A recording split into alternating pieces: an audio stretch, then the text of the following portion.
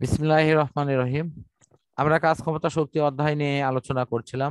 উচ্চ মাধ্যমিক শ্রেণীর পদার্থবিজ্ঞানের পঞ্চম একটি গুরুত্বপূর্ণ অধ্যায়, যে অধ্যায়ের আমরা এখন যে বিশেষ একটি স্তরে আছি, সেখানে শূন্য কাজ নিয়ে আমাদের আলোচনা করতে হচ্ছে। শূন্য কাজটা কখন হবে? যদি কোনো বস্তু উপর বল প্রয়োগ করা হচ্ছে, দুটো জিনিস কিন্তু জিরোর মধ্যে যে কোনো একটা হতেই হবে। বস্তু জিরো, কাজ ফুল, অথবা কাজ জিরো, বস্তু ফুল। এই দুটোর যে কোনো একটা না হলে কিন্তু এটা এরকম হওয়ার কথা না।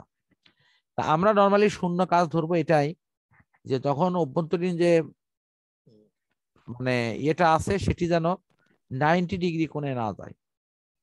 যদি 90 90 ডিগ্রি ডিগ্রি কোণে, কোণে তো উপাংশ থাকবে না। হ্যাঁ, এটি যদি যাওয়া হয় তাহলে কিন্তু সমস্যাটা সেখান থেকে তৈরি হবে।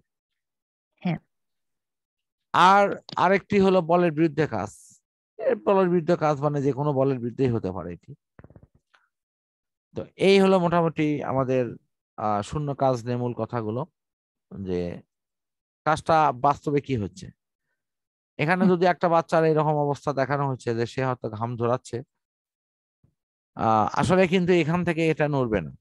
আমি যদি মঙ্গল গ্রহে একটা পা দিয়ে ওই বুধের ওপর আর একটা পা দিয়ে যদি পৃথিবী ঠেলতাম, তাহলে হয়তো বা সেটি কাজ করতো। কারণ হ্যাঁ, তুমি খুব ভালো করে খেয়াল করো, নৌকার কাঠামোর উপর দাঁড়িয়ে তুমি যদি বৈঠা দিয়ে ওই পানির মধ্যে মাটি ফেলে তার উপরে যে জোরে চাপ দাও, দেখো নৌকাটা কিন্তু ছোটা শুরু করছে।